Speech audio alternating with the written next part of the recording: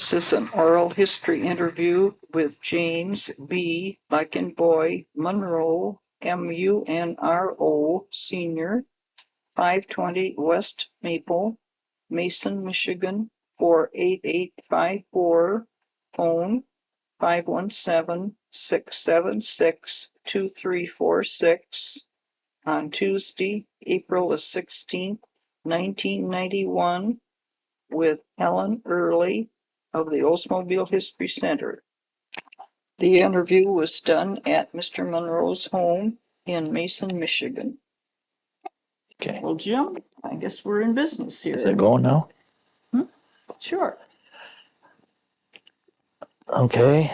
I'm James Munro of Mason, and I started with Howard Sober in 1951. What were you doing, Jim, when you hired I worked at the Olds inspecting and driving cars out of the plant for Howard Sober. you? So And you actually also to do your job. I went right to Olds and done my work. What did you inspect the cars? I think that was building 88, if I remember right. Okay. It was underneath the old Logan Street Bridge. And there was 3 companies, which was Sobers, C&J, and Industrial. Commercial carriers. Did you inspect any cars for the transport? No. Just for the driveway. Right. Okay. When you say inspect, what do you mean inspect? We would we had the shipper and we'd walk around the car, check bumpers for scratches, any dents or scratches in the paint, any cuts or any damages to the interior of the car, or anything missing on the car. Like a knob, you Window crank or the keys, the spare tire, or at that time in 1951, Olds had a sun visor that was an option, and they called it the J group at that time. And they were put in the trunk cornerways because they were wider than the car, a little wider than the windshield. They fastened on the drip molding and fastened on. So therefore they had to go in cornerways because the box was a little longer. And I'll never forget at one time the company was asking for sun visors, and the plant protection said that he was going to inspect the trunk with the inspector. There was 2 people, the plant protection and 1 inspector, that checked the cars. what type of plant protection you check? He checked the serial number to make sure it was the right car leaving the plant. Check that against the shipper? Against the shipper. And the inspector would check the rest of the car, and when the company started asking for some sun visors, he said, I will check the trunk with the inspector. And he says, I don't make any mistakes. Company was asking for some. Our companies, when they would haul the cars to the dealers, they were missing sun visors. So our Holloway company. So they said that that asked us to get some, and we were getting some when they needed them. And But wouldn't that shipper show that the card started out with a sun visor on it? it would, if I remember right, at that time we didn't have labels yet on the cars. And I think the shipper called for it on the shipper, but there was no label on the glass to tell what these accessories were. Of course, this was the beginning of a lot of accessories. Things were coming yet that hadn't been on the cars. So anyway, this it was kind of comical. This plant protection man was a real nice man. His name was Bill Wolf. Bill Wolf. And he was a real nice guy. And he told us, he said, when you stop, we inspect the car, and I'll hand you the key. I'll slam the lid down, we'll both look in it, and hand you the key. And when I hand you the key, the car is ready to go. So I had earlier I'd asked for sun visors, and he said, when I check them, I won't miss any. And I said, as long as you don't miss them, we won't be asking for them. But I said to myself and some of the other fellas, there's nobody that does things perfect. And I'll prove it. Though I liked the man, and we were good. He worked for Sobers on weekends, driving trucks. Carteret, New Jersey, and worked for Oldsmobile during the week. And there's quite a few of the fellas that done this, foremans and whatever. We'd drive Army trucks to the East Coast. They had to meet a boat. Sober chartered a plane, and we all came back on the plane together because we had to be to work Monday morning. But he needed like 60 men right now. And but anyway, he was a real nice fella. And he eventually came out to the yard and drove trucks part-time. This Bill Wolf. He even got the complete trucker's uniform because he was great for uniforms, you know. And but anyway, he said that he never missed anything. And so I told the fellows, I said, he shouldn't have said that. I said, that was wrong, because I said, I don't care. Anybody can miss something.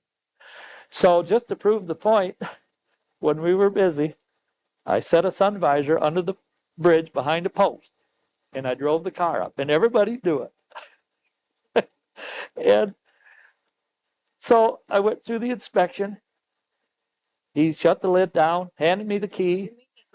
He looked in the trunk, him and the inspector both, and he didn't catch the visor missing. And the inspector wore a pair of rubber gloves. They was running the cars through a wax coating just before we got them, and they were wet. And this was to cut down tree limbs from scratching the paint, going in small towns with low limbs to protect the cars. So he had a pair of rubber gloves on to keep that coating off of his hands. And I would turn the radio up so he could listen to the music, and he liked music. He'd keep time with the music, and they checked the trunk. Bill handed me the key, and I pulled ahead half a car length, not enough to get away from the gate, and stopped. And I said, Bill, do you have a sun visor, a J group in the trunk? He said, if it calls for one, there's one there. I said, Bill, you better take the key and look. The relief man and all the rest of the driveway men, and everybody was standing there watching, and he opened it up, and no sun visor. All I done was to prove a point that people can miss. You have to work together. You have to work together. So he put the sun visor in, and we shipped the car. And a little later, about the same thing happened. We would drive cars out on the ramp. And now this was about a block south of Olds Avenue. The truckers drove buses and hauled the fellas down into the plant, down through the drop forage that was there. We went right in between the drop forage, and there was a furnace company there, and we made a turn left, which was east toward the bridge, and we had 3 rows of cars. The one on the right was Sobers. The one on the left was C&J, and Industrial was in the middle. They got the least amount of cars. And so we'd drive cars out, and when we'd walk back, we might see something that we had missed inside. And so we'd just bring the car back because Olds didn't want to ship the cars with any scratches or damages. And we'd bring the car back. Well, finally, this Bill Wolf says, no more cars coming back with damages. They're going to be shipped, or your companies are going to pay for it. He says, and I won't miss any of this scratches or dents neither. If they're bad, we'll ship them back. It was the same deal, just like on the sun visor. So one day I got one, the left front fender was smashed in. Not real bad, but right behind the bumper and on his side. But I just wanted to prove a point again, and I kept the car right up close to the other one, enough room so they could check the car ahead of it, pulled ahead. They inspected the car. Now, you want to remember, the cars were coming at that time around 50 to 60 an hour, 50 some maybe. And so I pulled the car up. They inspected the car. I drove it up the end, turned it around, and brought it back. And just before this, they had worked it out with 3 foremen to come out and check the car. And they were the judges. They were judging who was going to pay for this damage, the driveway or Oldsmobile. And so it got out just through the gate for us, but it hadn't really left the factory. No. But it was just, well, they, once they get it out, they say, well, you're responsible for the car. Once it goes through that gate, you're responsible. And there was 3 foremen. I was trying to think of the man's name. He lived in Grand Ledge. It'll come to me later, but he was they were all nice fellas. And I took the car back, and I told Bill, I said, call your inspectors out, your foremen, and have them look at the car. And they looked at it real close, and they said, well, I guess Sobers is going to have to pay for it. I said, are you sure? They said, well, it sure looks like it. Like, it couldn't have went out of here like that. I said, as long as you're sure now. They said, well, as far as we're concerned, they couldn't have missed it. I said, well, here's the shipper. If you look close, it's not even signed. I didn't sign the shipper because I knew it was damaged. I wanted to prove a point that they could miss it just like anybody else. They said, well, we will fix the car. No problem. I said, thank you. So I wasn't trying to be mean. I was just trying to prove a point that whoever it is, whatever, or whenever, at certain times you can do this. Let me ask you, Jim, how many cars then could Sober haul on one vehicle? I mean, There was four cars on a carrier. C&J and Sober Industrial. That's all they could haul. And at that time, they were putting the rail cars into box cars. We worked just a very little ways from the box cars where the fellas, we knew all the fellas that loaded the box cars. We were all good friends, worked together and whatever. Shipping by commercial carrier then sold. Yes, I would say at that time there was more cars going by the commercial carrier. I would guess, or maybe even a little more, because they put these cars into box cars and then they had to pull them up, pound blocks, nail blocks into the floor behind them. And they had a little cart, like a floor jack. Was like a floor jack with a barrel, and this man stood on the barrel and he could steer this. A man got in the car, and these 2 doors opened on the rail car, and he would steer that car in, and once they got in the door, the driver would make a sharp left, and the driver would slide the back of the car right around with this jack and go straight in. And that way they could get the cars in quicker. And there was drivers that brought the cars from the field where they were parked up to load them into the box cars. If I'm not mistaken, there was 4 or maybe 5 at that time. And a little later, working there, and this is in the early 50s, maybe 51, 52, right along in there. Right, you came in. Right shortly after I came there. This is the way they were doing this. I wasn't there too long, and they told us that they was going to up the production to 60 cars an hour. And they asked us if we could keep up at that time. And we didn't know, but we handled it all right. Sober had 2 employees. C&J had 2 employees. And Industrial had 1. Yes, there was about 5, 6 drivers in each carrier. And Industrial usually had about 2. And if something came up with any of the companies, if something came up, we had a flood of cars.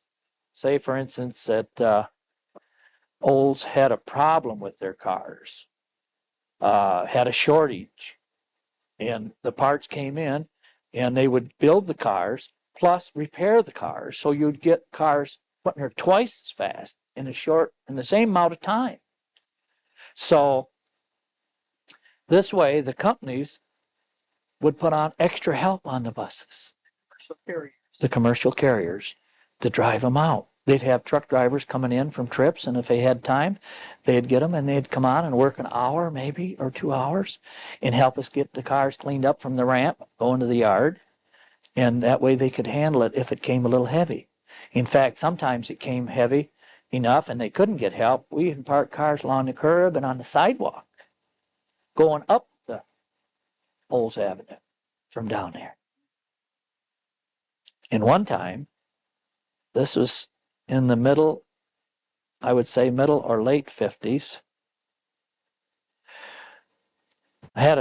We had cars parked along the curb heading west. This is all in the plant now. And there was 2 employees coming out of the plant. There was 2 ladies coming out east of the parking lot going west, and one coming from the south going north, and they hit. They're driving their own cars going home, and we had cars sitting along the curb. No, they could see, but the one, they didn't stop. Somebody didn't yield right away. And the fella had an early Ford, and he was restoring it, and the 2 ladies had a newer car, and he hit them in the rear end of their car and spun them around, and they stepped on the gas to get away. He tried to stop, and when they spun around, she had her foot right on the gas, like putting her to the floor, probably. And when they spun around, they hit a side of a 98 right in the side, right in the post, and shoved the car right up over the curb, totaled the car, shoved the side right in. And our company, Bill McComb, was our boss at our company, and he called and told me, he said, Jim, if this ever happens, you have to park cars on the curb or the sidewalk, call me. Call me immediately. Don't never park them out there, that you absolutely have to. And so this is one of the instances where one of the cars got damaged by Olds employees, but our car was sitting along the curb. Of course, anybody else could have had a car sitting along the curb too. So this could have happened to them too. But of course, there was houses all along there then. And a little later, they tore the houses down. Olds increased their parking lots. There was a church there. They tore that down. It's Olds, south of Olds, west of the bridge. West of the bridge. And they own all this down through there now. There was houses, and there was 2 stores there, and they own all this property. And it was kind of comical. These houses that were there, when they bought them, the city had some new firemen that they were training. So they would set one of these houses afire, and ring-a-ding-a-ding, and the siren would blow, and here they'd come down, and they would get their hoses out, and they'd put that fire out. And then they'd put it out, and then it'd go back. And then they'd either set that one or another one afire. And they would ring, and here they come the fire department down, ring-a-ding-a-ding, and the bell would ring, and the siren, and they would put another one out. And they give these fellas experience of putting fires out, because they was going to tear the houses and demolish them anyway. So they wasn't out. It was just experience for the Lansing Fire Department that General Motors or Oldsmobile give them the opportunity to have some experience with their new firemen coming up. So this is a little history that Oldsmobile helped the city of Lansing in their problems. Of course, when Olds had a fire, the fire department would come down and help them put out their fires. Yes, they, this was, I believe, in the 60s. Can't remember for sure, but it's when the first F-85 came out. What year was that? 61. They was putting jugs under the hood window washer solvent. And they had a little clip under there to hold them. And when the customer received the car and he needed fluid for a windshield wiper, he would pour this in and then add water to it. Well, these bottles came in pasteboard boxes, and they were piled up underneath the old Logan Street Bridge. Were they plastic bottles? No, they were glass bottles in cardboard cartons. And there were quite a few of them piled up because every car had to have one. Every car. And something happened. They caught fire. Those boxes. Those boxes and those bottles, and they had a certain amount of alcohol in them to keep it from freezing when they put it in for the window washer. And them bottles just popped when they got hot. And the city fire department come down and they put them all out, but underneath the bridge it got smoked up. And they come down and checked and inspected the bridge, but it really didn't damage the bridge, but they didn't store them under the bridge anymore. So the city fire department in return helped Oldsmobile on a fire that was caused by problems that Olds had. So, but previous, Olds helped them to get a little experience on putting out fires. So one hand washes the other. So, but anyway, in the early times, Babe Corwin, he was traffic manager. Joe Stornett was a foreman of traffic under him, and the other Stornett, Tony Stornett, he would come out. I don't know what his title was, but he came out and he was in traffic, and he'd come out and see us every once in a while and see how the cars were going and anything was wrong or whatever. And Who would you report your findings to when you found a car that you didn't want to load on the carrier? well, normally we would report it to the inspector and Bill Wolf, or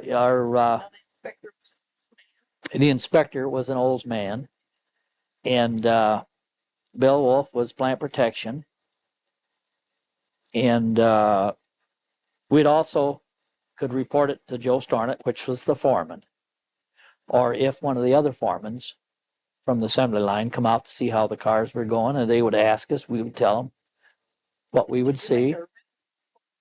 No, verbal report, verbal. Did you have to report any cars to Howard Sober? Yes, if we seen cars, we'd have cars that had real minor scratches in the bumpers. We'd write those on the shippers. It wasn't bad enough for General Motors or Oldsmobile to replace them, but we just kept ourselves covered.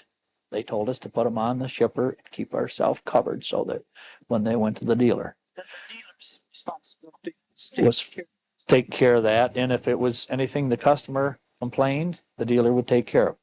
If they didn't complain, there was no problem. And at one time in the 50s, they had a bunch of tires that weren't too good. All the tire companies, Goodyear and Firestone and BF Goodrich, if I remember, all of them that General Motors used, they told us that the molds were getting old and they were warped. They were out of shape. And the tires came out around. Not real bad, but if you drove out on the highway at that time, you could drive 70 or 75. And if you had one out around very bad, you would notice it. And balancing would not correct it. They would just, the tire companies would replace the tires if it was necessary. And same way with paint. If we had paint that was little scratches, minor scratches, they would go to the dealers, minor things. And at that time, the floor mats were put in the trunk and the dealer installed them so that they were perfectly clean when the customer got the car. They had to install the floor mat and the cowl pans. And right about this time, in the early 50s, they started coming out with their accessories. one of the things was they had quite a change in their hydromatic. They put a coolant on it. The previous hydromatics, they would come out with pull the dipstick, put a tube down there, and check the temperature of the oil in the transmission. And when the customer received the car, there was a little paper on the sun visor that said, whenever you have your car running, be sure you put it in neutral. Don't leave it in drive. And this was because it would create heat for that transmission. And heat on the transmission is not good. It's hard on a transmission. By putting it neutral, it wouldn't create the heat. And then as time went along, General Motors came up with the idea of putting a cooler on it. And what they done, they run a coil in the radiator. And the fluid from the transmission went through that coil and cooled it to keep the transmission temperature down. If you was pulling a trailer or going out west through the desert or in the mountains or hills in hot weather, this would keep the temperature down on the transmission. It would help the transmission. And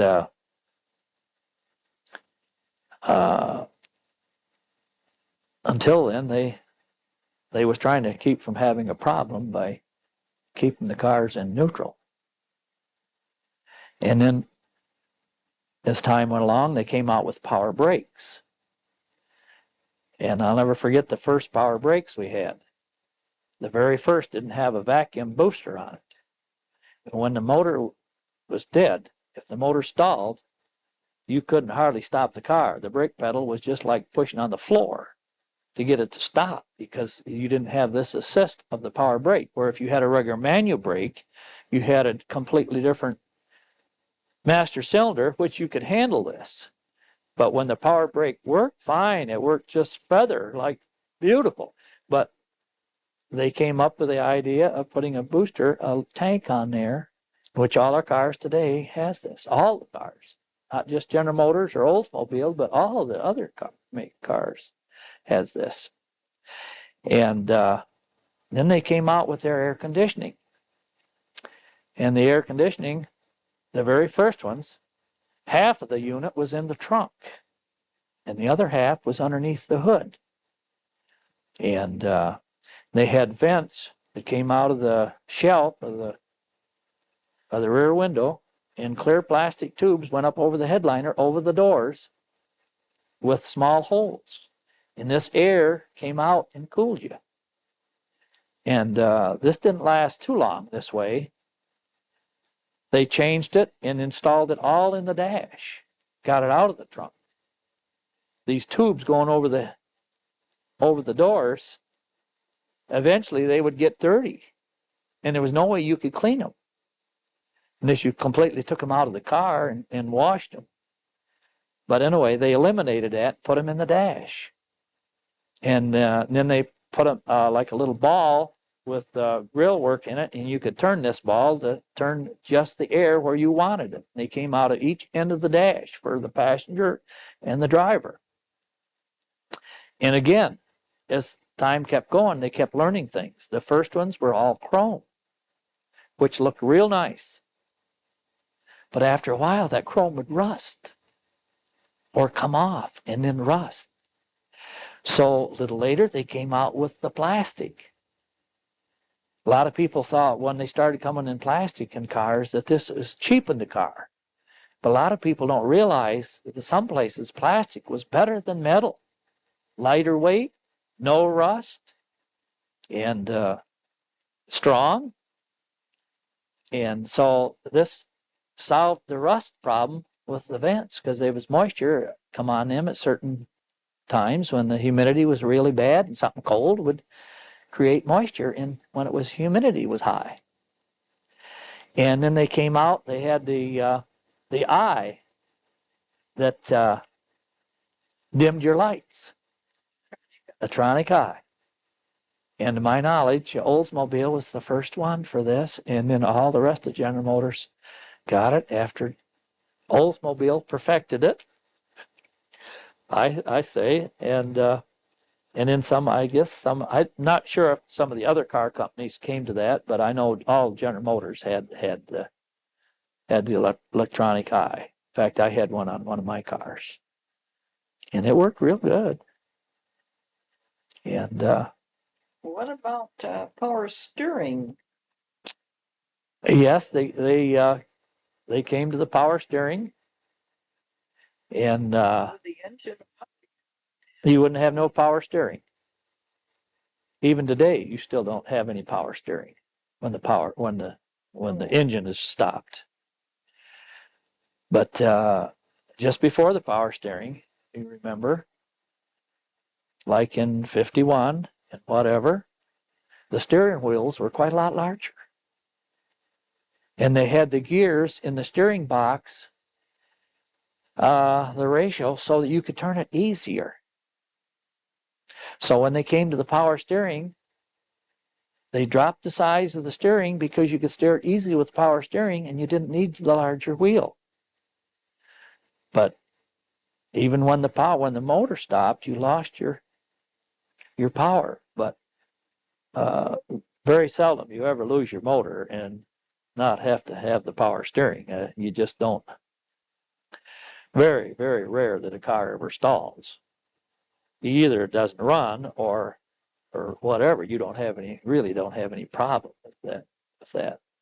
Did you have any problems when you would be driving a car off or out of the Oldsmobile area?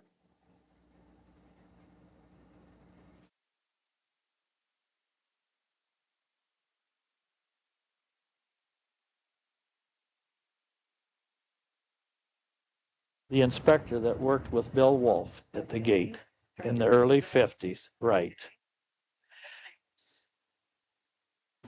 And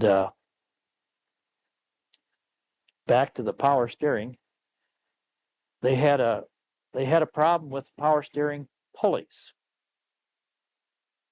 Whoever supplied them, they were tempered too hard. They were crystallized.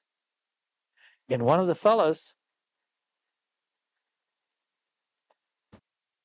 the drivers for Sobers that was driving from Oldsmobile out to our yard on St. Joe, Duff Cooley was driving one. He was going around the curve by industrial transport and industrial welding, and the power steering pulley broke. He lost his power steering, and before he knew it, he was on the other side of the road right now because he lost the steering altogether. The steering, once you lose it, you don't. If you knew it, you'd really grab onto the wheel. And it was very fortunate there wasn't a Fisher body truck coming, which comes all the time through there, or anybody. And the car didn't get damaged. But they brought it back, and they went back and checked the plant, and they had a problem with these power steering pulleys. They started testing them, and I don't know how they test them. Maybe they Back in business. Here. You're talking about the power steering pulley. Well, anyway, Duff brought the car back to the plant. There was no damage to the car except for the pulley just broke. And they went back and they started testing the pulleys, and come find out they had been heat treated too much or whatever, and they were crystallizing, and they would actually break right off from the shaft. They'd just break right too. So therefore they'd have a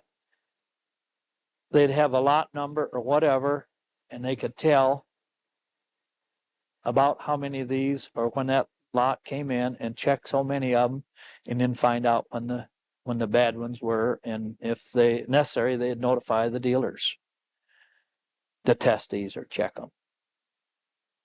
And there was something else that our drivers had told us over the years.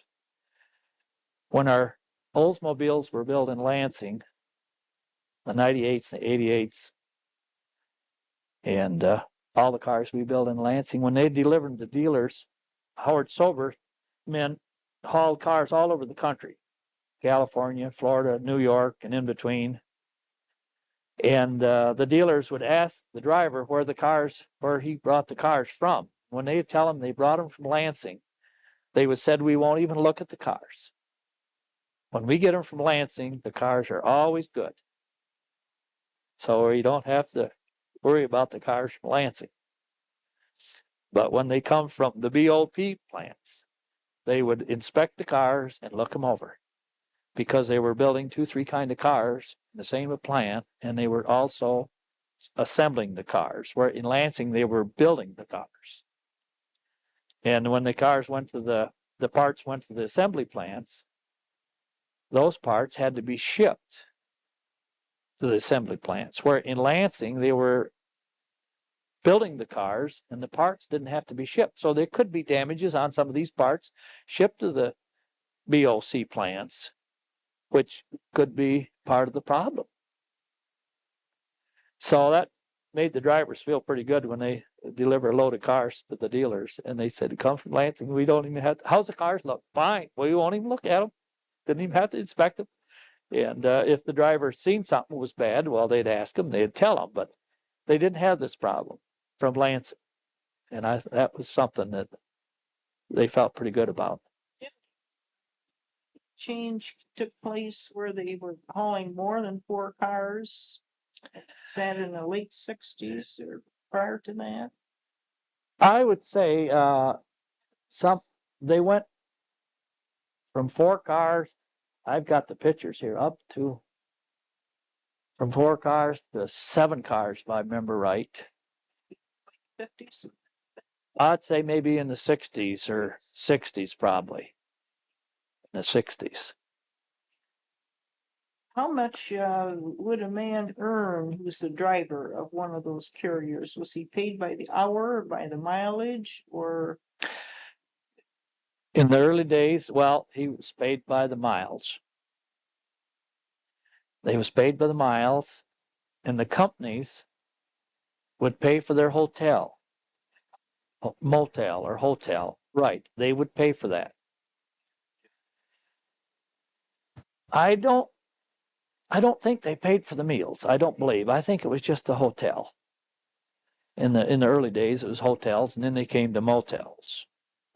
And then after they started getting into this, the companies would have certain motels or hotels for their people to stay, and they had their own truck stops, their gas stops all over the country. So they'd go to their own, they called them charge stops. So they'd go to their own stops, and they would fuel the trucks and put oil in them and whatever was necessary at their own stops. Now, if they had a problem and they was too far away from their stop, they couldn't make it, something went wrong, well, they went wherever, whatever, or they could wire back and they would tell them what to do. Or if a truck broke down, couldn't complete the trip, they would send a wrecker out. Sober would send a wrecker out with another truck, take it down, pick up the one that was needed repair, and give him another truck to finish his trip. And this would happen. These men paid by the miles. They were paid by the miles. Right. Well, I only made one student trip, and that was in the 50s. When I first started, I wasn't old enough to drive truck. That's why I took this job. And how I happened to get the job was that the fella that I got the job, he went into service. And they needed a man, so that's how I happened to get my job. And then a little later, there was 2 of us that worked down at the Olds, and the other fellow wanted to go up to the yard and be a yard man, a fuel man. So therefore, they needed another man down there, and they hired another young man, and he come down and worked with me. Inspecting the cars. And when we first started, one man would have a clipboard. He would sign and inspect the cars, and the other fellow drove the cars. Just drove them from in the plant through the gate, through the inspection, and outside. And then once he got them inspected, and then he would drive too. So when I first went down there, I just drove. And then when this other man went to the yard, and then I inspected, and then he sent a man down to help me. And so this is a way that the companies worked at. But I wasn't old enough to haul cars, so I went down there. And then I thought it'd be nice to know how to haul the cars. Later, when I was old enough, you had to be 25 to haul interstate. And I was only 22 when I hired in down there. So I couldn't possibly haul cars.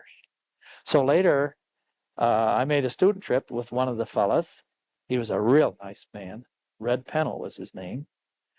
And we hauled a load and went to Charleston, West Virginia, Camp Burdette Olds. The name has changed now. And I told him, I said, I had hardly ever been out of Michigan. So I said, I don't know anything about the road. And he said, Jim, there's nothing to it. And he said, I loaded the load and we started to leave town. In fact, the truck was experimenting with propane gas, bottled gas. And this was something new. And anyway, we got out of town and he watched me drive and this and that. And he said, Jim, you can drive just as good as I can. I said, yes, but I don't know where I'm going. He said, when you get to so-and-so, wake me up. He took a nap and I woke him up when we got down to this certain area. And it was propane. And at that time, now sobers had started in the early days with reel. That's how Howard Sober got started. Howard Sober started in 1919. And he started with reel. No. We understand he was working at reel, and the dealers would come in then and get their trucks. And they would drive their trucks home themselves. And this was like on a weekend. You want me to get into that? And on the weekend, this one dealer come in and he had 2 trucks and he couldn't drive both of them. So he asked Howard Sober, he says, how about driving one back? This is Friday. You have the weekend off. Drive one back with me and I'll pay you. So he followed the dealer and drove one back with him. Well, a little later, the dealer came in again. It happened again. It happened a few more times. So the dealer finally asked him, he says, why don't you just drive my trucks? Just drive all my trucks. So that's when Howard Sober, the way I understand, started in business, was driving these trucks for these dealers. And I guess even his wife drove some trucks. These were brand new trucks now. So then Sober hired some fellas to drive trucks for him. So Sober was in what they call the driveway business, driving. And this is when he started in 1919. And then he came up with the idea of hauling Oldsmobiles, or the first Oldsmobiles we understand were driven. This is before my time now, but the way I understand, the first ones were driven. So Howard came up with an idea of hauling them. Far as the rail, even then and today, don't haul every place. If you wanted some cars downtown Lansing, you didn't have to put them on rail. Or it maybe at that time you wanted them to Detroit. You didn't haul them to Detroit. They put them on rail when they wanted to haul them a long distance because they didn't have many railheads. So when they unloaded them at the railhead, they had to be loaded, unloaded, and then still driven to the dealer. So therefore, they in certain distances, certain places, they would drive these cars. And then Sober came up with the idea of hauling them. And I have some of the early pictures of some of his trucks. And he would haul the cars. And I think the first ones, I believe were 2 or 3 car trailers. And then they went to 4 car, but they didn't haul them very fast. The old trucks didn't have real super brakes. They didn't have a lot of power, but they could haul them. So when they was hauled from Oldsmobile right to the dealer, the customer got the car with no miles, except test miles that they tested at the plant. So the dealer, the customers had a brand new car instead of having it driven. So General Motors, Oldsmobile went along with this, and of course Sobers, and then C&J started, and then Industrial, and And then they kept coming up with better trucks, bigger trucks. In fact, Sober's first trucks, he had a few real trucks because he done business for real. He had a few international trucks. He done business with international, but his majority of his trucks were Chevrolets. And then later, as time went on, he had GMCs when General Motors had a GMC truck. But his large, most amount of the trucks were General Motors trucks because he hauled the General Motors product. So this is a little bit of the history of how Sober in hauling the cars by truck came. And in the 50s, 60s, the trucks hauled most of the cars because the rail was slow getting to the dealers the time they loaded them, and they would set on sidings, and then they would have to be unloaded and then driven to the dealers. And some customers would go to the dealer and they would call the plant. They wanted the car. They was going on vacation, and they would have what they called hot cars. They'd have one hot car or two hot cars on a load. They would call Sobers ahead of time, tell him we got a car coming out. It'll be out this afternoon. Is there any way you could get it there the next day or 2 days later? And they would have a driver waiting and load that car and put other cars with it and make a special point to get the car to the dealer in a short time. And this naturally helped the car hauling business. It helped. And they tried to work with Oldsmobile. In fact, for years, I told our employees at Sobers that we work for Oldsmobile. And some of them said, no, we don't. I said, we certainly do. I said, when they shut their door, a week later, our door shut when they shut down for changeover. And I said, we're selling them a service. That's what we're selling them, is a service to get their car from the plant to the dealer in the quickest and the best shape we can get them. What did you do during the changeover then? The period was longer than it is now. Well, the beginning of the changeover in the early days, it was pretty rough. In the 50s, Oldsmobile made their change at the end of the year, which came at Christmas, New Year's. That's when we were down. And they'd bring their new car out the first of the year. And we'd be down like maybe 3-4 weeks, right, during the Christmas and New Year's season. And it was pretty hard to celebrate the New Year when you was laid off work for about 3-4 weeks at that time. But anyway, this is the way they done it. And I'll never forget, one year in the early 50s, they had quite a few cars repair or shortage. This is the end of the run now, end of the year. And sometimes they'd have shortages on some of these cars. It only took 1 or 2 things to keep this car from being shipped to the dealer. And so one year, they told us to come in New Year's Day and ship cars.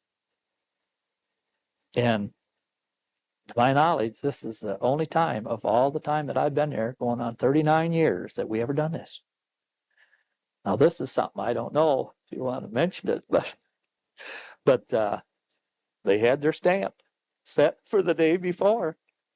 General Motors Oldsmobile had a deadline to get these cars out, and after that, there was a penalty, a tax. So we went in New Year's Day, and we run these cars all out, whatever time it took. And some of the fellas said when they went home the day before or Christmas that they might not be able to drive the cars. They'd be out on New Year's Eve parties. They might not be in any condition to come in and work. And Oldsmobile was really good. They told them, you come in. And some of the fellas came in plant protection, had them leave their cars, and they drove them home. And they didn't penalize them or anything because the fellas were not able to do their job. But I'll never forget, Oldsmobile was really good. The plant protection helped the fellas, took them home. We got the cars out the way they wanted, and everything worked out fine. But that was only one time in 39 years that I can remember we ever done that on a New Year's Day. But we got them out. Well, Jim, later then the model changeover was in the summertime. Later, they changed it in the summer. Well, what I done at that time, some of the fellas, of course, that haul cars, now they had maybe a week or two of cars still to haul. And maybe they sober had other business too. And so some of these fellas was able to keep on working. And sober also had the real business, the real trucks. And there would be a few fellas that would drive the real trucks, would keep on working. But I was a young man, so I didn't have the seniority, so I would get laid off. Now I had some other work that I'd done.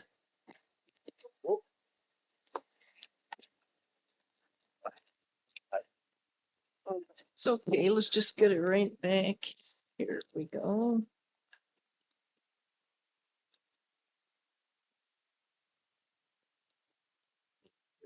Jim, we're Okay.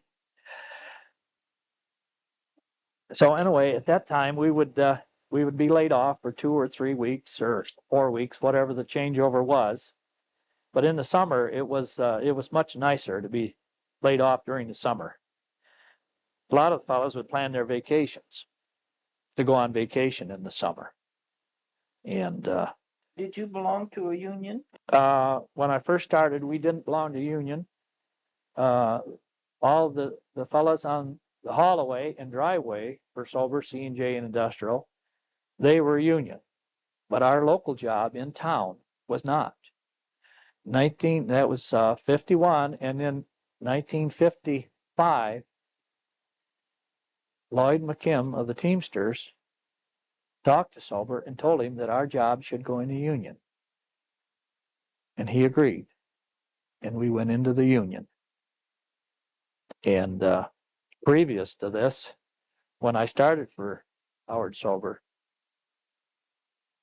I started for $1.25 an hour. 1951. Worked 60 hours. We got any time and a half. Worked Saturday and Sunday for straight time if you didn't have 60 hours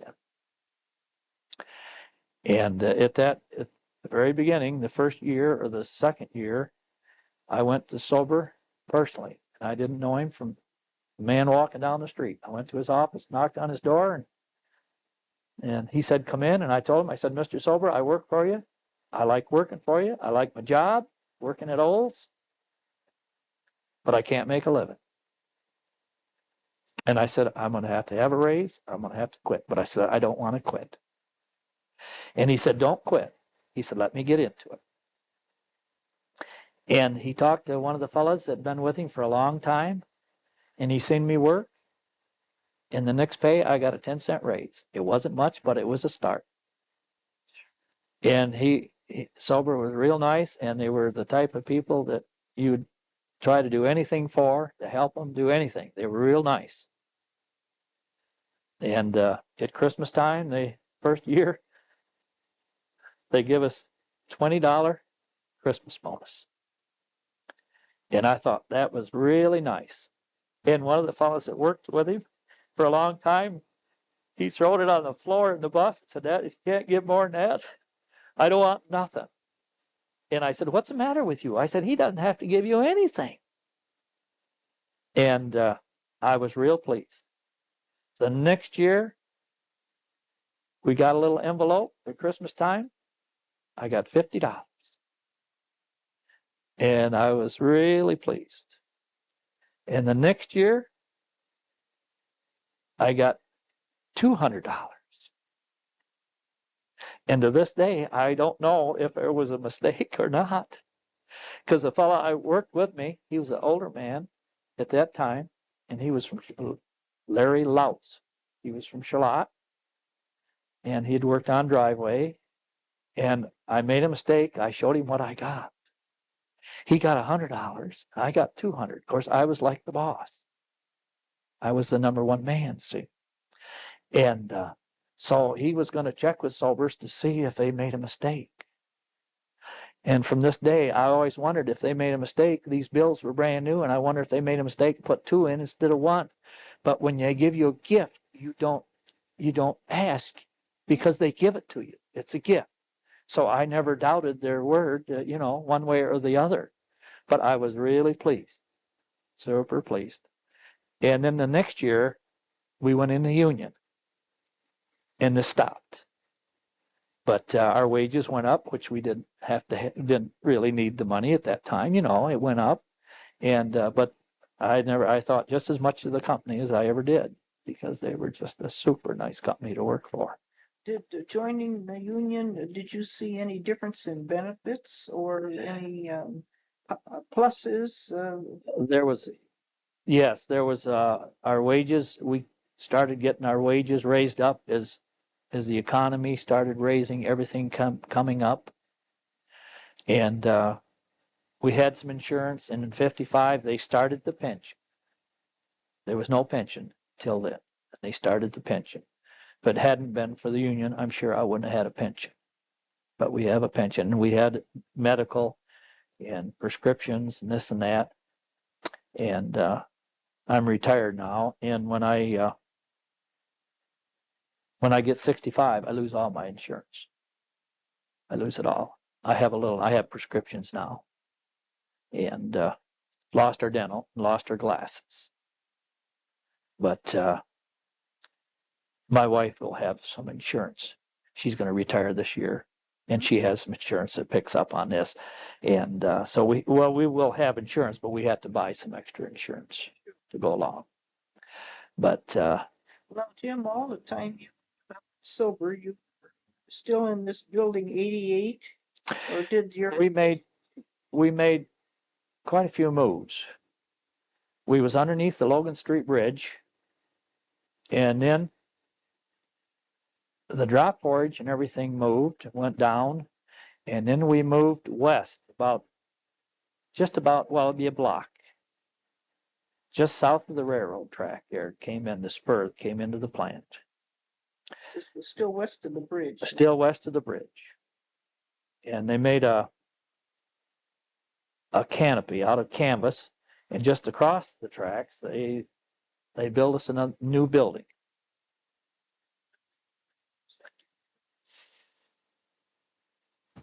Doesn't matter. No, I don't remember.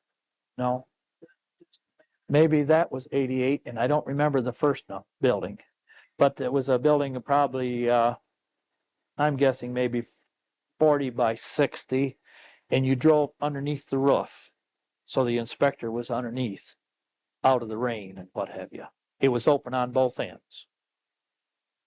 And they also had they come up with a thing where a pump where they could put gas in the car, and they had a pump that they could take gas out of the car. It'd leave so many gallons in the car. They could go either way. If it was about ready to run out, they could put gas in, or they could take it out. There was a man that done that alone. Shipping. I would say about probably 3 gallons, maybe. Enough to get the car on the trucks, out to the yard, and off at the dealer. And maybe the winter they might put a little more in because they use a little more fuel in cold weather and slippery roads and whatever too.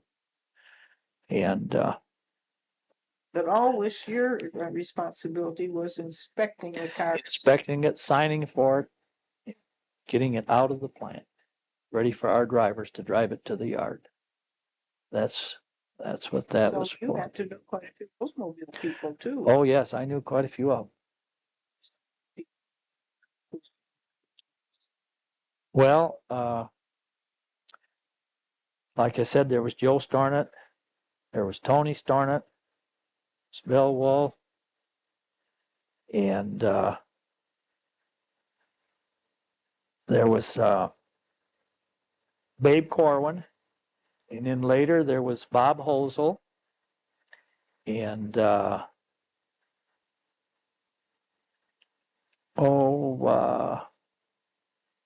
Glentro. And then there was, let's see, his name, Bill Bingo. And the fellow that was ahead of him. When we went 1985 to BOC, can't remember his name. It will. Did that make any difference in your set? BOC came in, there was a super big change. A real big change. Well, number one, they took down the Oldsmobile sign. that was kind of a sad day for most of the Oldsmobile people. The one over the bridge, right? And things really changed, really changed.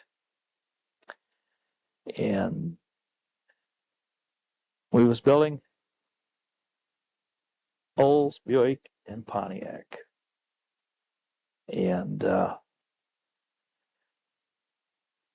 when we first started the BOC in our building, there was repairmen in 150 that worked on certain cars. Some would work on the Pontiacs, some would work on the Buicks, and some would work on the Olds. And one of the Olds fellows would go over and work on a Pontiac, and some of the people didn't like it. They said, we'll turn you into the union. They didn't like it. And we couldn't understand this. And we seen certain things that had to be repaired. We told them about it, and they'd say there's nobody to do it, just ship it. And the general foreman, Glenn Trofe, he'd call back, get a hold of the different departments, and they'd come up and most generally they would get this straightened out, because this was something new that had never been at Oldsmobile, and they had to work these things out. And what they was trying to do, yeah, there was different things in the car. Previous to this building 150 was, they had Oldsmobile had what they called a Sentinel building. And the cars would come up from down below after they were all inspected and checked and everything, and they'd run them over this line, and there'd be people underneath checking the car on top, inside, and they give them what they call the inspection that the dealers would do. So they was trying to eliminate any inspection at the dealers, any repair at the dealers. And this worked out fine. The press came in, they took pictures and all this and that, and they had the Sentinel was like a little soldier. They had a signboard in there with like a little soldier standing there. He was a Sentinel.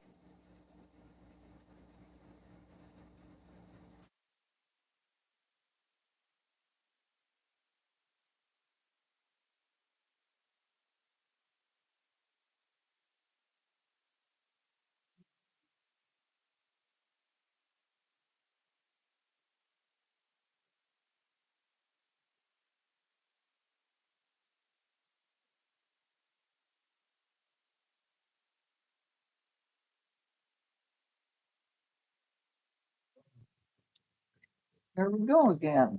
Okay.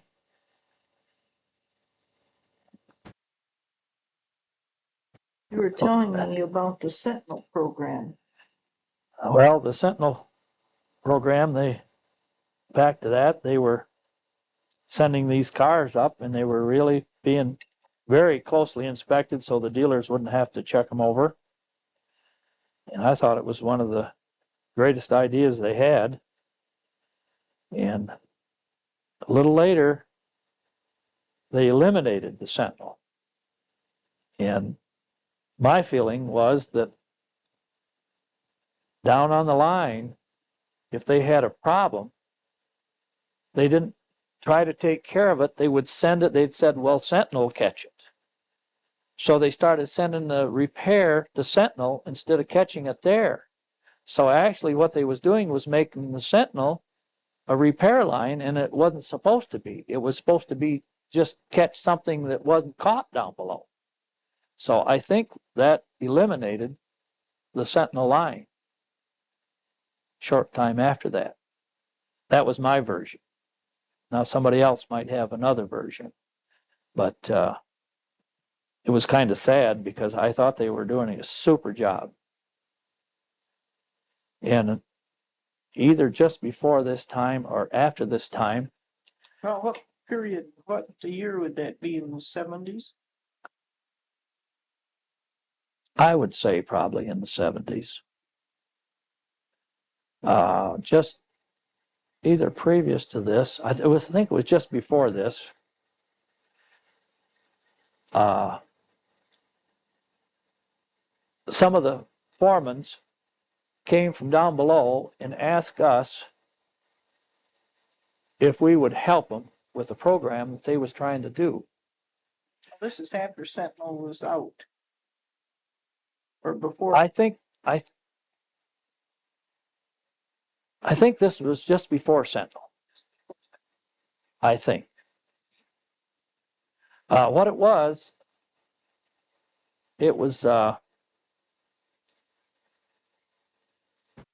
I remember right, it was BOC.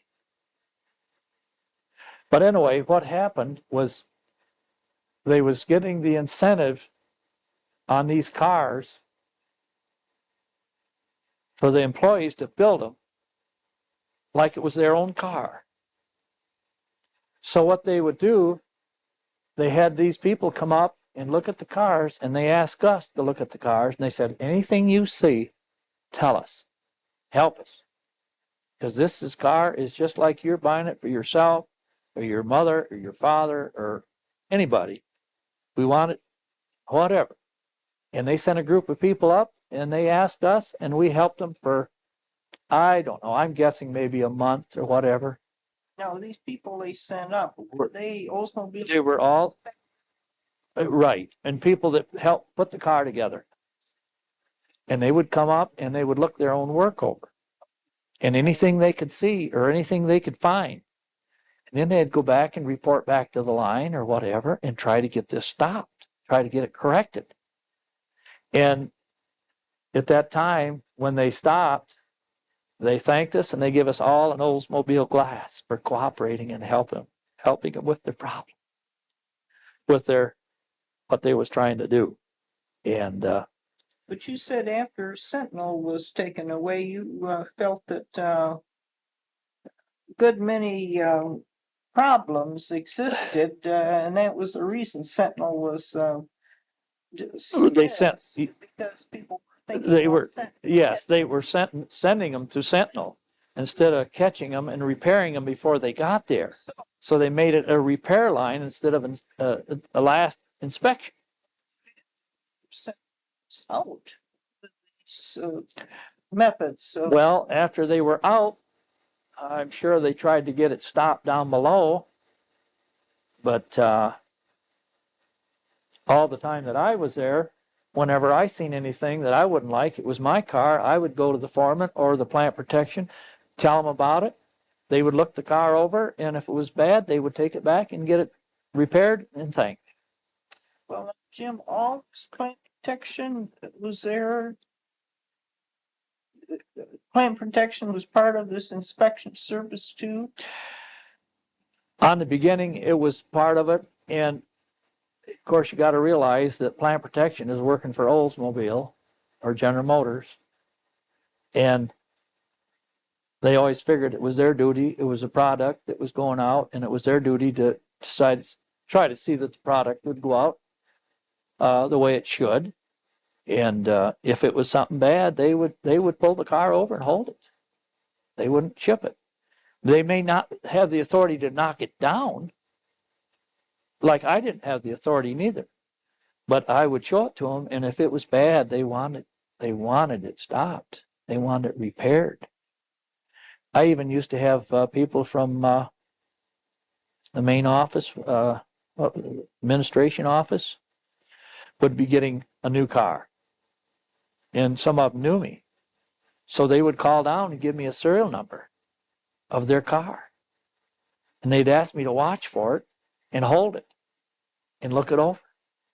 And they would come down and then they'd ask me what I found with the car. Now, can you remember any names of supervisors or staff heads?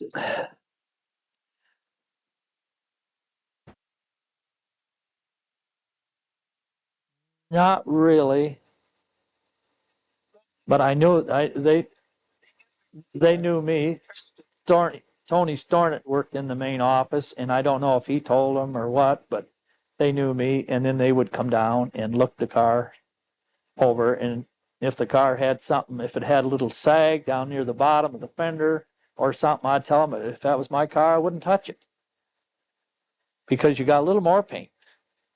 If it's up where you can see it, where it would bother you, fix it. But if it's not, leave it alone. Same way inside or outside or whatever, trim, whatever. And always felt kind of good because they always thanked me and appreciated it, you know. And so that was just some little thing that, you know. But you said that after BOC came in, it was different. After BOC came in, it was really different.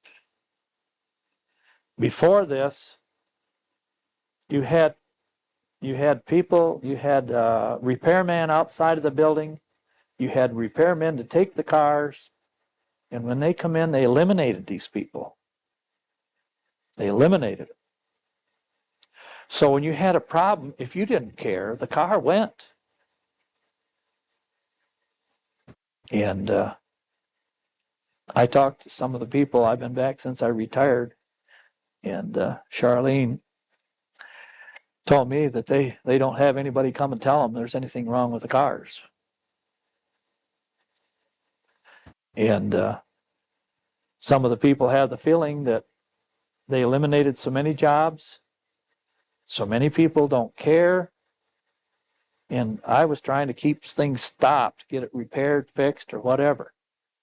And most of the time, the people thanked me and appreciated it. Once in a while, they would get a little bit nervous because, you know, because they thought you was kind of going a little bit overboard. But I always figured it was like my car or a friend's car. And not only that, if the car is repaired and fixed at the plant, it's cheaper than having the dealer do it. And now that they know what's happening. One time, years ago, I remember I drove a car out the gate, and I got the plant protection, and I asked the plant protection, I said, do you want the shipper or the steering wheel? And I picked the steering wheel right off. Of course, the car wasn't shipped. I put it in the corner, and they come and got it. They really thanked me. But the steering wheel was not, the nut was not tight. It was just stuck on there.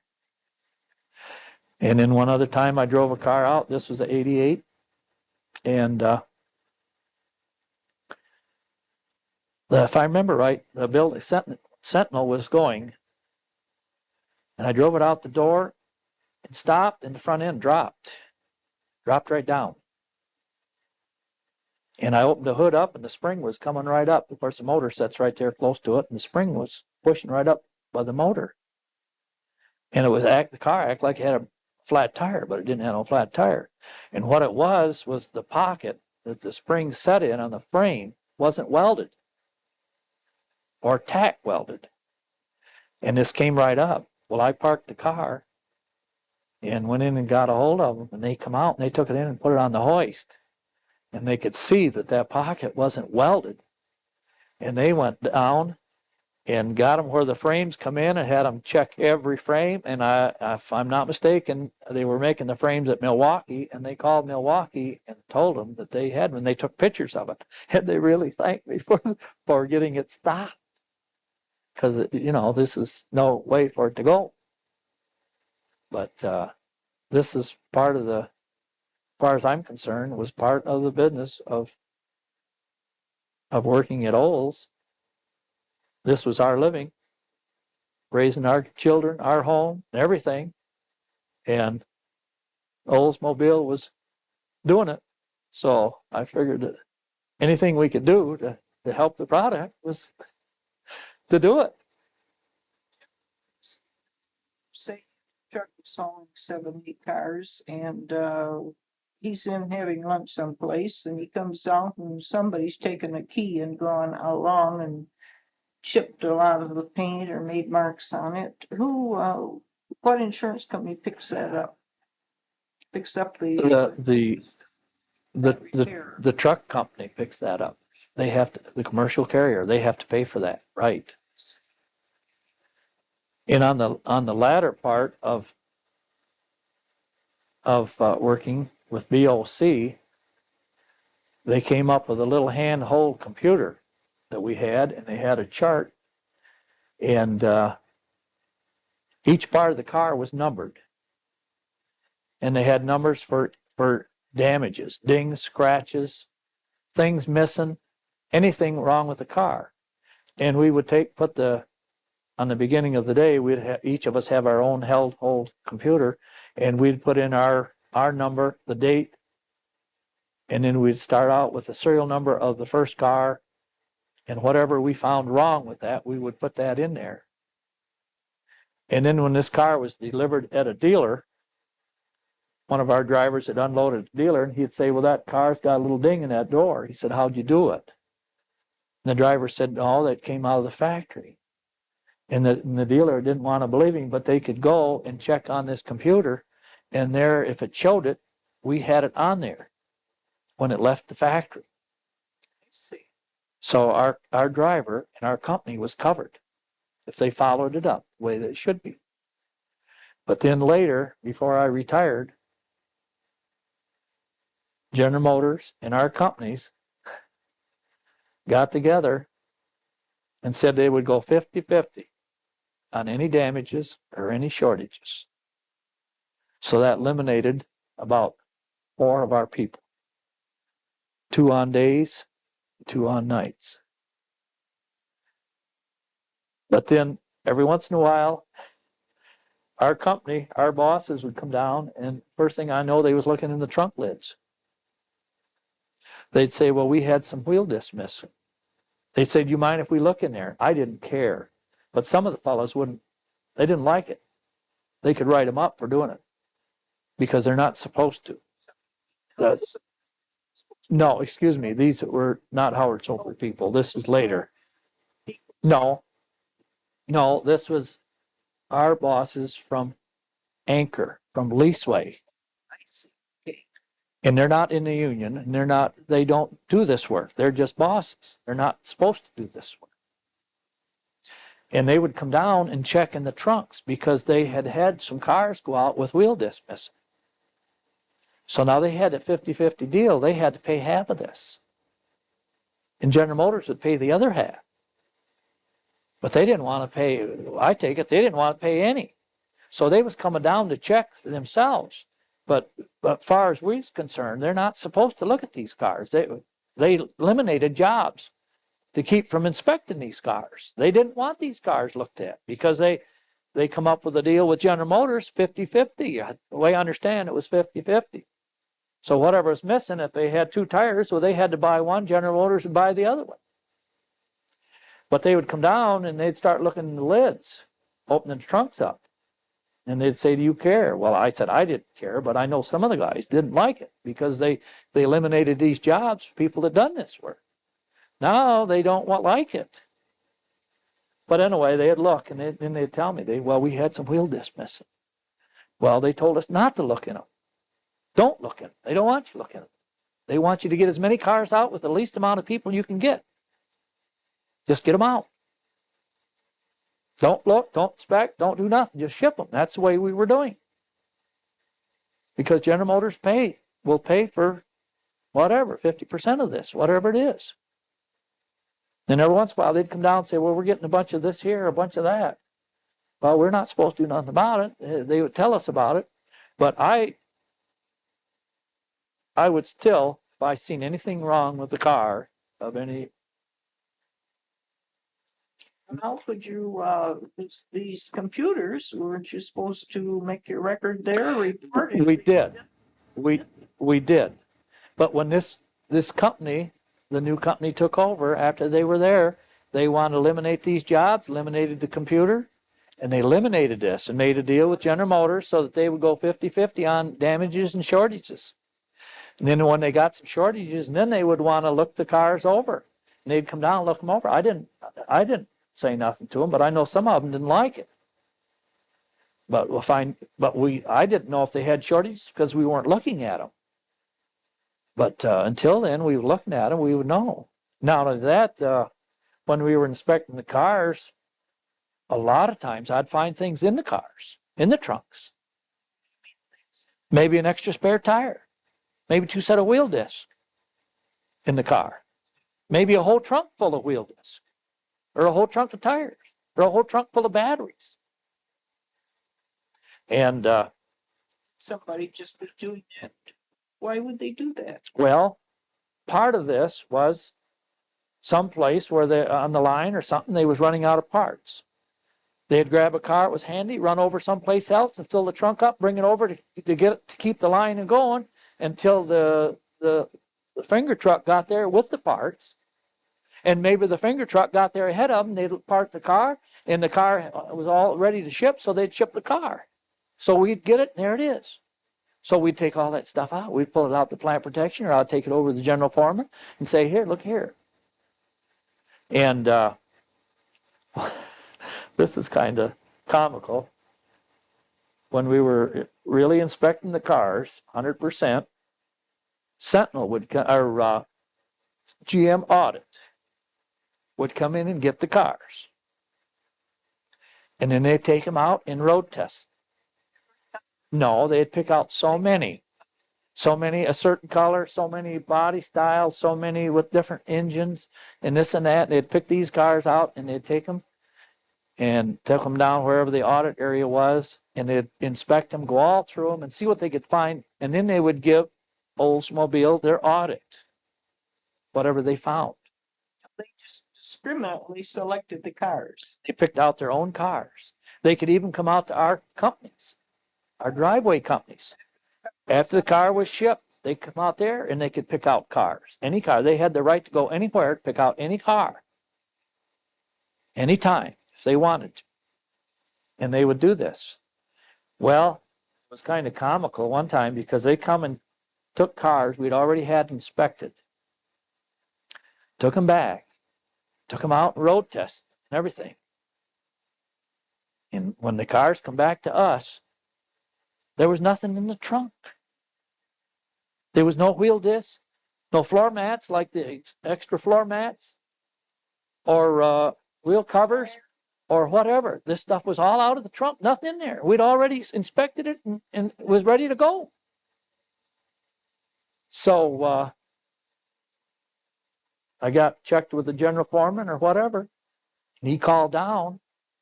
And what happens when they take take a car down and inspect it, they take everything out of it. They check everything. They take all the stuff out of the trunk and everything. They take it out and road test it. And they brought it back and they forgot to put it in. And here we would have been charged with this stuff all missing. If it went to the dealer that way, they'd say to the driver, what'd you do, sell the wheel disc and spare tire and the floor mats or what? It was all gone. Yeah. Or they would take and maybe throw the wrong wheel disc in the car. They got them mixed up when they took them out, and they'd throw the wrong things in the car, and it didn't have the right thing. So maybe called for plain wheel disc, and they put wire wheel disc. Or it called for wire wheel disc, and they put plain wheel disc. And you're talking like $200-300 against $50 or whatever. So, but anyway, they kind of messed up on their own audit. So anyway, that was just one of the little things that happened to be. I mean, it was just purely a mistake. It wasn't nothing intentional. And so But anyway, whenever, and we also found tools in the cars. Guys would be working on the cars, have a whole pouch full of tools. And this man would go over and work on this car maybe, and they'd throw him in there, and he'd go over and work on it. And somebody would grab the car, and they'd come up the gate, and here all his tools come. We'd take them out. I'd give them the plant protection or the general foreman. I even found keys in the car. People get ready to go home, and they would lose their keys. There was one lady working on the line there on Sentinel, and on break, and after the line started up, I drove the car out, and there was a purse in the car, a lady's purse. So I took it out, went over and put it in the locker. And I didn't know who it belonged to. I didn't open it up. I figured that isn't my business. I'm not going to open it up. If I have to find them, I will. So I drove cars for a while, and finally I said to one of the ladies, I said, don't know anybody but lost a purse, do you? And she says, oh my God, I lost my purse. She says, I sat in the car on break, and it was like black. And I said, was it green? Because I knew it was black. And she said, no, it was green. Oh, I said, okay, I found one. Oh, thanks a lot. She said, boy, I'll never do that again. So anyway, we always tried to find out if somebody lost something, try to get it back to them, whatever, you know. We used to find air tools and a lot of things, different things in the cars. One time I got a car, and it was right in the summer. And that was probably in the 60s. Opened up the trunk, and the trunk was all full of food. Frozen food. Just as full as you could get. And it was all melt. Come find out, one of the foremans took a car home at dinner time, and he was moving. And his wife or somebody filled the car up to take it over to the other house, and they put it in his car. And he come to work, didn't know nothing about it. And there, the whole truckload was full of frozen food.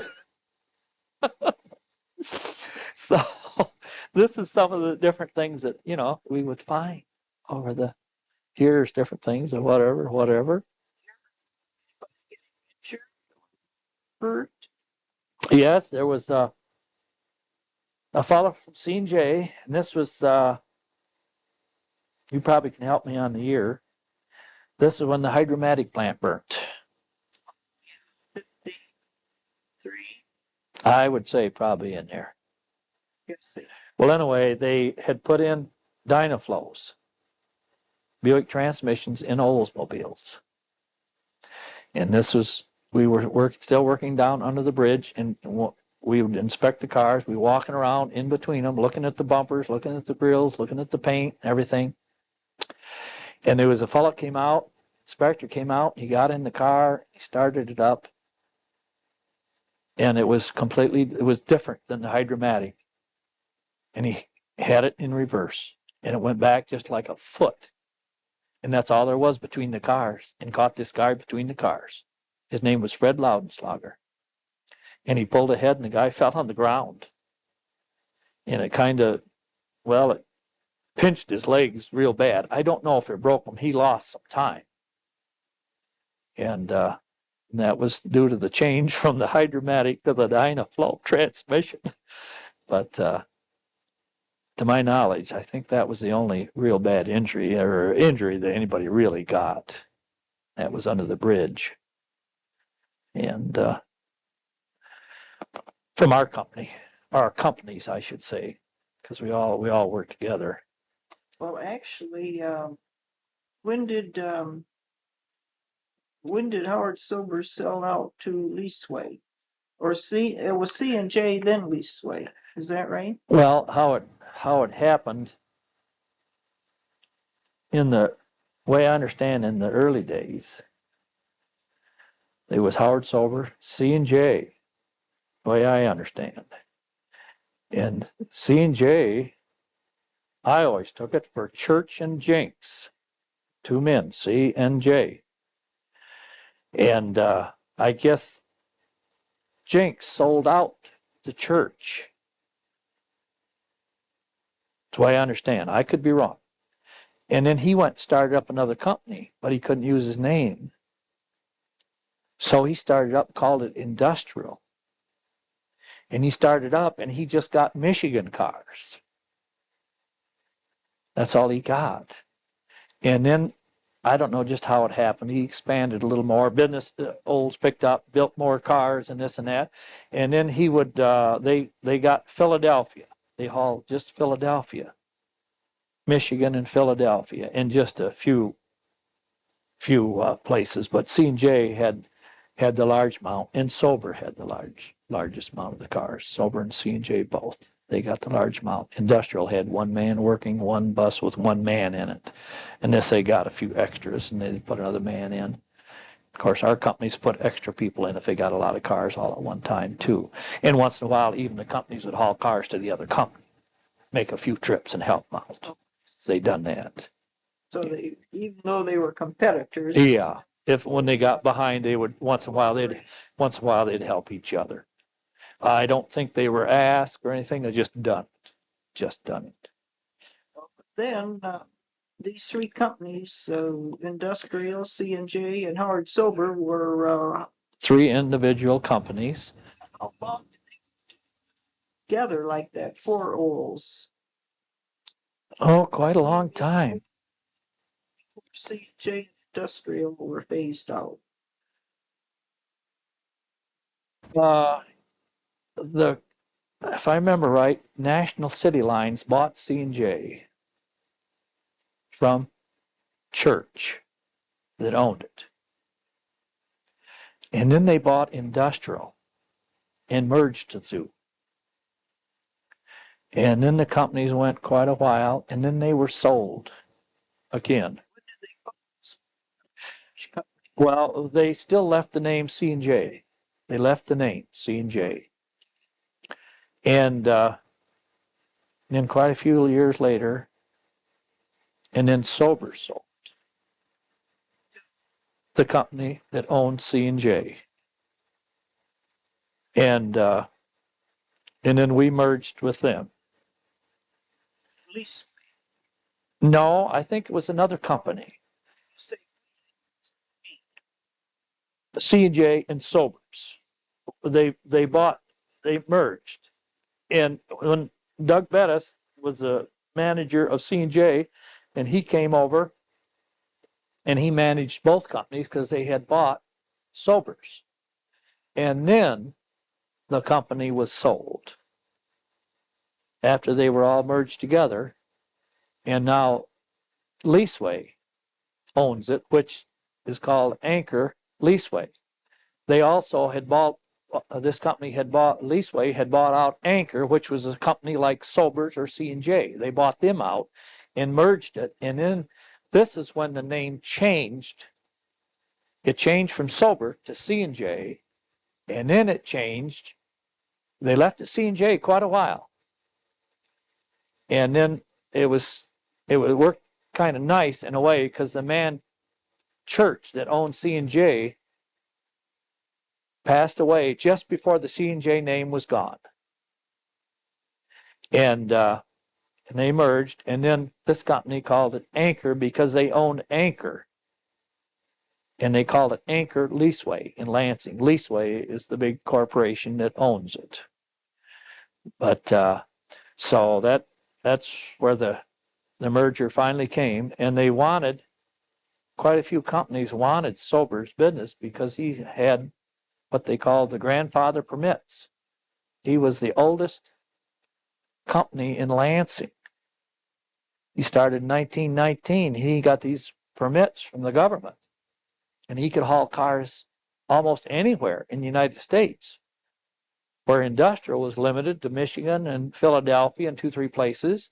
C&J was limited. They could haul Chicago and Iowa and some of the places, but Sober could haul just about anywhere. So once they got Sobers, and then the country was open to haul cars anywhere they wanted to go. So that's why they wanted Sobers. And so that's how the merger happened to be. And then of course, they kept going to trucks to haul more cars. And latest truck, how many cars can that hold? 10, 12? 12 cars. 12 cars. I have pictures of them from 2, 3, 4. I think it's 6, 7, 8. But anyway, they haul 12 now, and they're coming out with that new car this fall, and I think they're going to lose a couple cars on their trucks because the cars are going a little larger. So I look for them maybe to haul maybe 10 cars instead of 12. I'm not sure, but I'm assuming that they're going to lose a little room on them trucks. They'll be cutting back. Of course, the cars will be a little bigger, it'll be a little heavier. The product talking about. Whatever, Yeah. yes, what they build here in Lansing. And, but time will tell on that. Well, Jim, can you think of anything else you'd like to share with us on this interview here?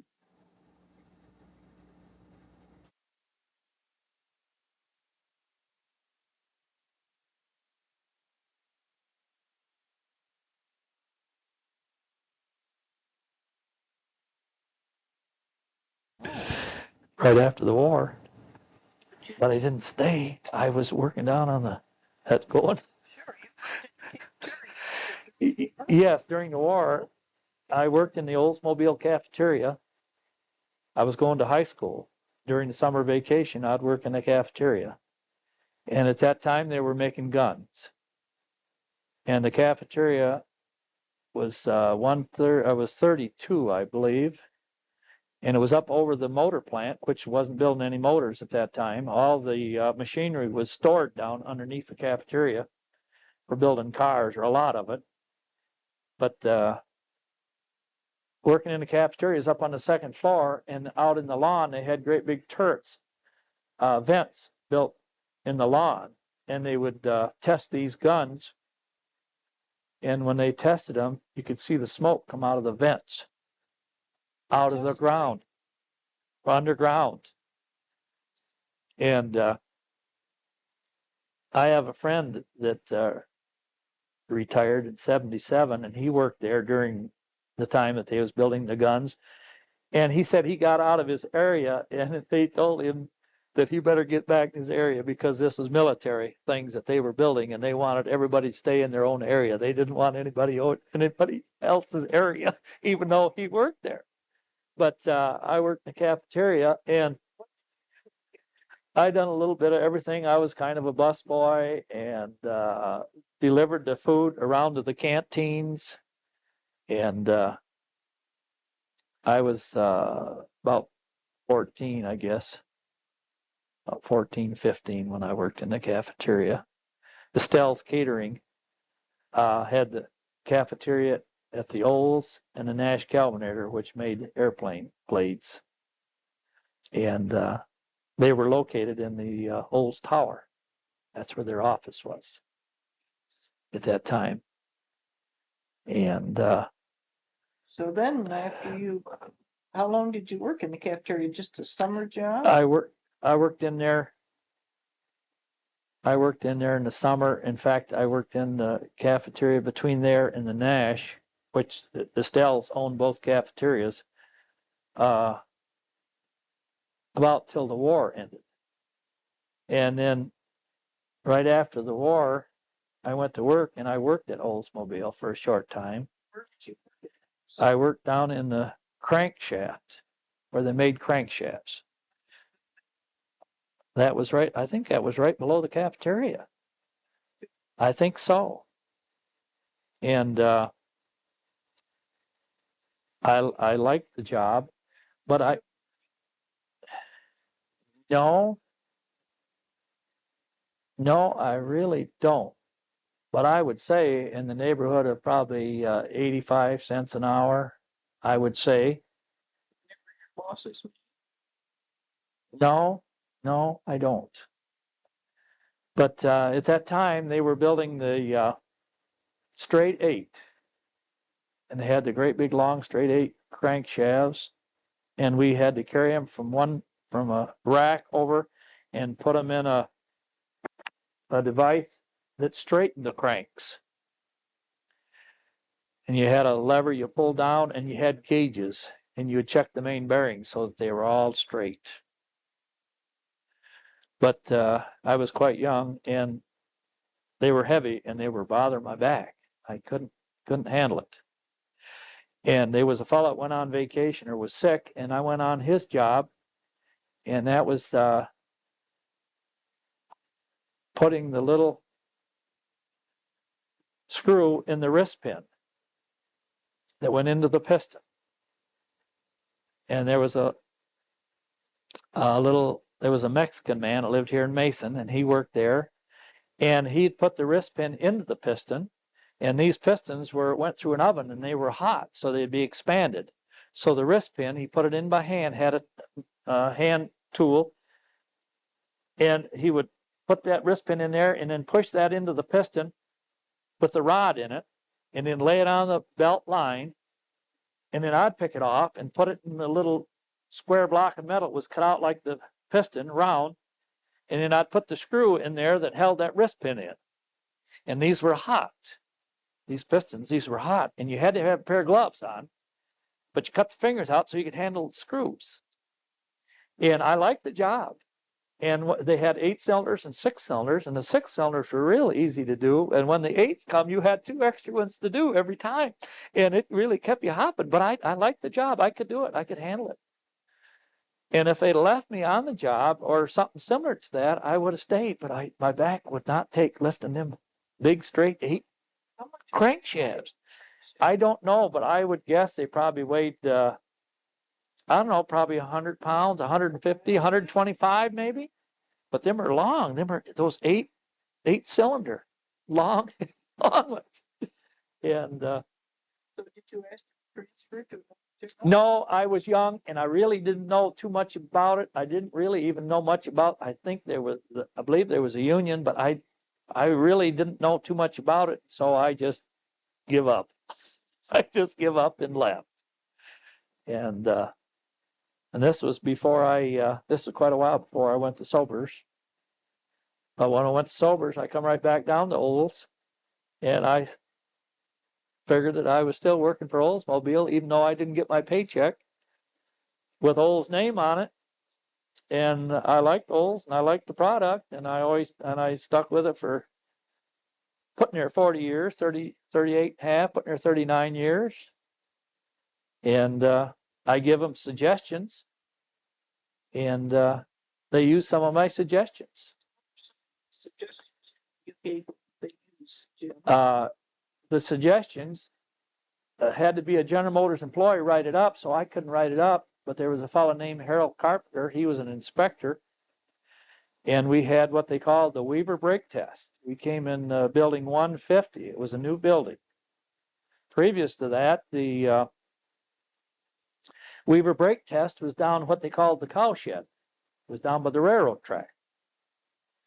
And when they built a new building, we moved into that, and they put it in there, and we was working right with it, right beside it. And you drive a car on there and put the brakes on, and there was 4 individual pads, and each one, there was a gauge that showed how much pressure each one took. It had to have so many pounds pressure on each pad to make this machine,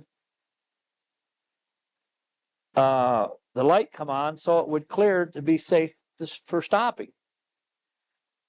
And I proved to them that the machine was not right. And I told this Harold Carpenter inspector, I said, I have a suggestion on this machine. I said, I can't write it up. Would you? He said, sure. I said, how about 50-50? He says, I get 50% for just writing it. I said, sure, because I can't get nothing. He said, great. He says, I'll write it up. He says, what is it? I said, well, this machine, when you drive a car and put the brakes on, you don't have to have any brakes on the back of the car at all, and the machine says it's okay. And so he wrote it up, turned it in, and then told them. And they come down and they said, well, this panel on the wall, we can adjust that right there. I said, okay, you go ahead and adjust it. And they adjusted it. And every time they adjusted, I'd prove to them that it didn't matter what they done to it, it would not do it right. And So anyway, this Harold Carpenter had got hurt, disabled. I don't know in the factory or in the service, but anyway, he was going on 100% disability. But anyway, he turned it in. 2 weeks later, they came up and used the suggestion. And what it was, when you drive on the machine, there was an eye in the ceiling and the floor. And the front bumper would break that eye, and that would set the machine up so that the pads were set for the car to put the brakes on and push on those pads. But the eye was too far back. So if you come on the machine, put your brakes on before you got under that eye, that would set the rear pads off. So when you got on the machine, the front wheels would show, but the rear ones were set off. So it showed the car was all right, but the rear brakes wasn't even tested. And the suggestion was to move the eye ahead so that the front wheels would be off the rear pads before the eye was broken.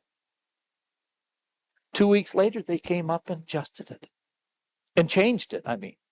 Moved the eye ahead. Harold Carpenter was 2 years. And he asked and asked and asked about that. And they finally paid him off with $200. And I said to him, I said, Harold, I said, I bet General Motors has checked every General Motors plant for this problem. Here or maybe in Europe or whatever.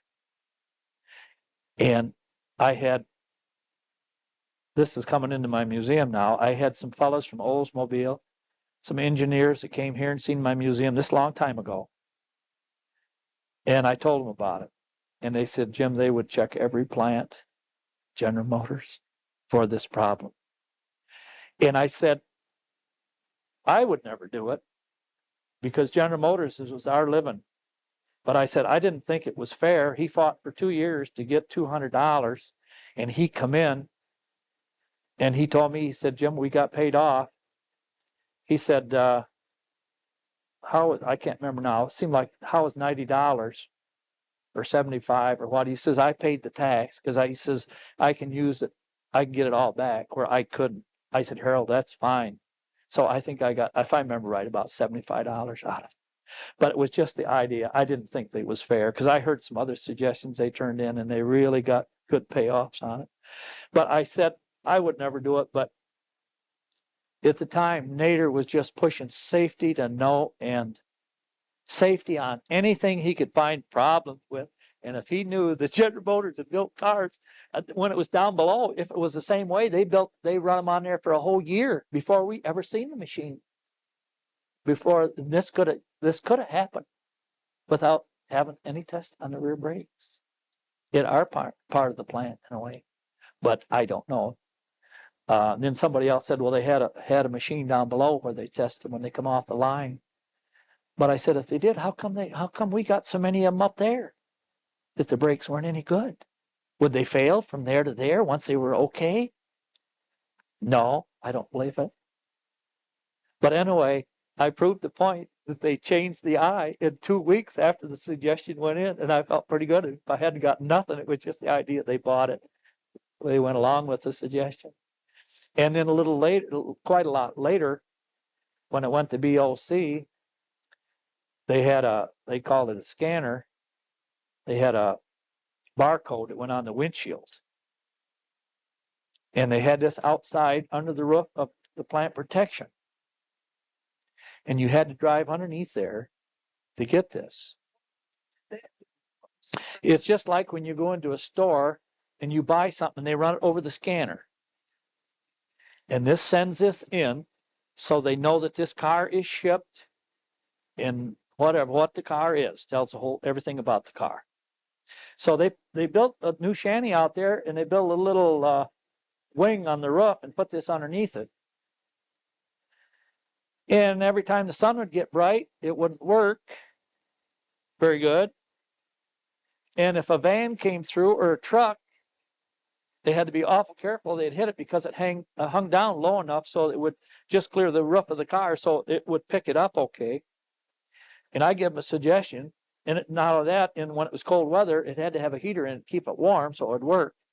And I gave them a suggestion to put it back underneath the roof that we have just outside of the door, so it'd be out of the weather.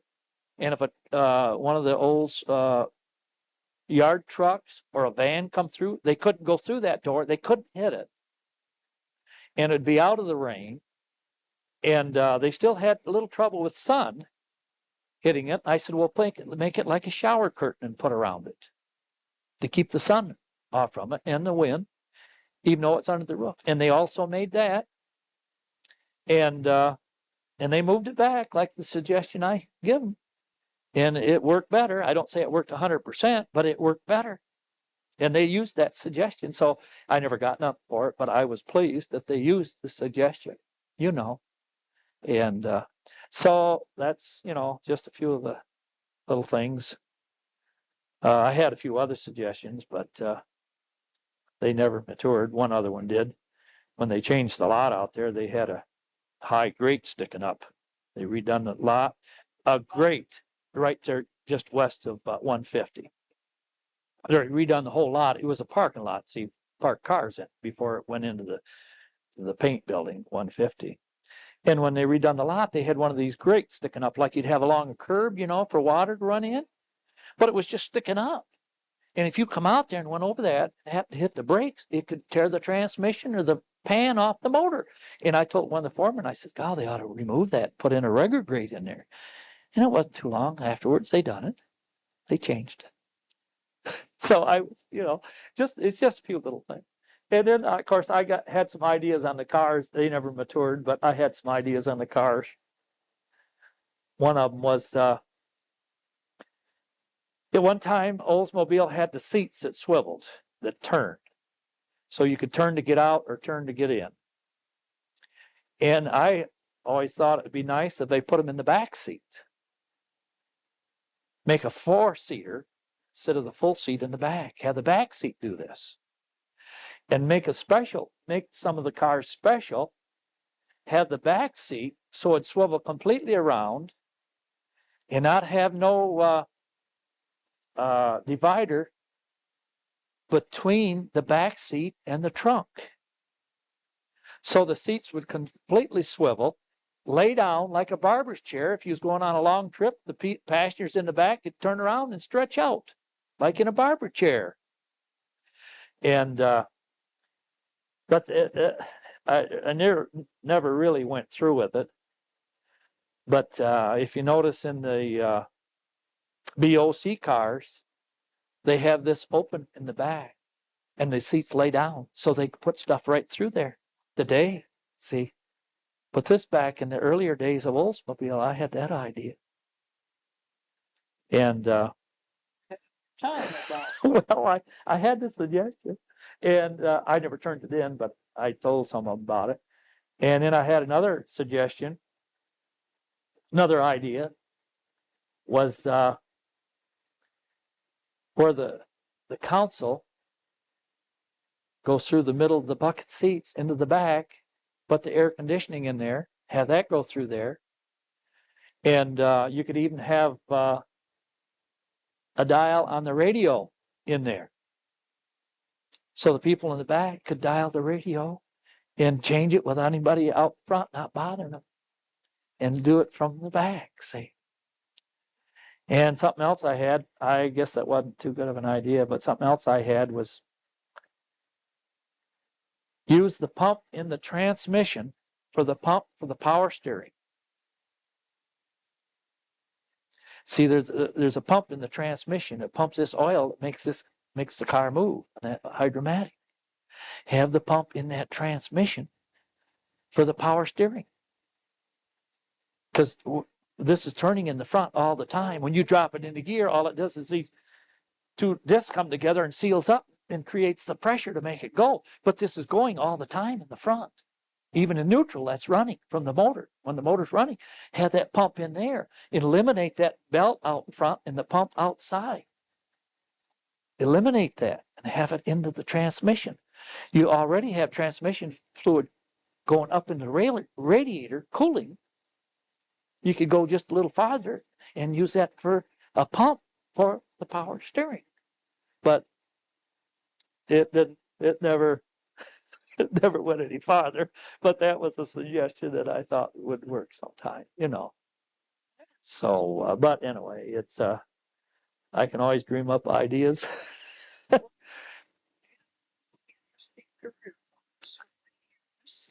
Then it Right. Right. There was one thing I did forget on their accessories. The first ones was their power windows. The early days, they were hydraulic.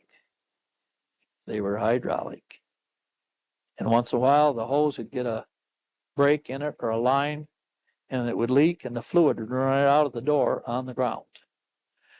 And it wasn't too long after that, they come up with the idea of electric power windows. That eliminated the hydraulic power windows, and that eliminated the problem. So that was one of the things keep changing, keep making them better and better right along as the car went.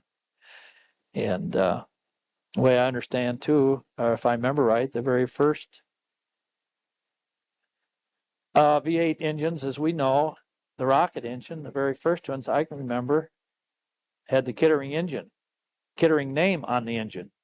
And then they changed it to the Rocket 88. And I was also told that Kittering had it planned for, I was told, I don't know how true it is, it was planned for airplane fuel. He had the octane way up, had the compression way up. And General Motors said, no, we want to cut it down. And they cut the compression down, used regular fuel. And if you remember, the cars in the 50s the bodies were small, just like Chevrolets and whatever. And then when they increased the body, made the car bigger, they increased the horsepower, and the engine lasted for years by just increasing the horsepower. But basically, it was still the same engine. But they increased it and made more compression. I don't know if they made the bore a little bit bigger. Well, they had different sizes, I know. And so the engine lasted until just a short time ago. So it was a real super good engine. Super good. But there was one thing I remember. General Motors had a problem, Oldsmobile. It was kind of sad. All it was somebody's error, I think, is one year they sold so many Oldsmobiles they couldn't keep up with the engines, and they put Chevrolet engines in some of them. And as far as I'm concerned, Chevrolet had a good engine. The only mistake General Motors made, all they had to do was put it on the sticker. They didn't even have to say Chevrolet engine. All they had to say was a General Motors engine.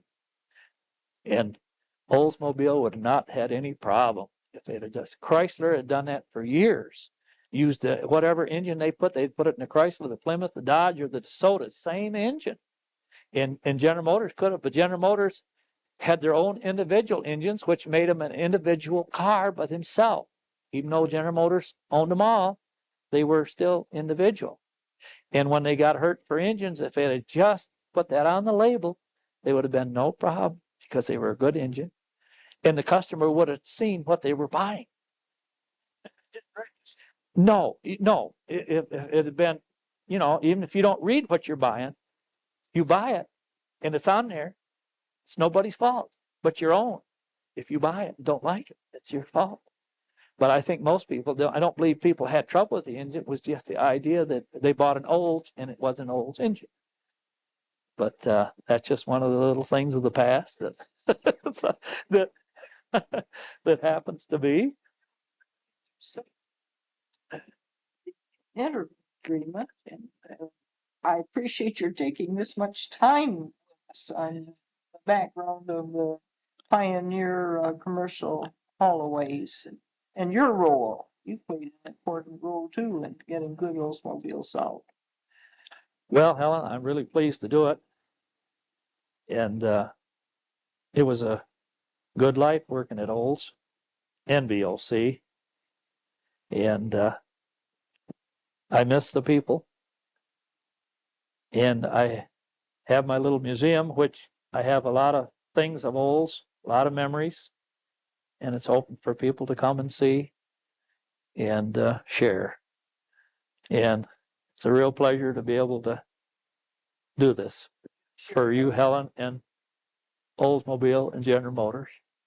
You shared a lot of yourself tonight. Now, as we promised, you will get a copy of this tape. Okay, appreciate it. Get it back to the office, get a chance to make a. I don't know if you wanted the date of this or did you? Oh, you already put the date on it. Oh, I see. Very good. Very good. Okay.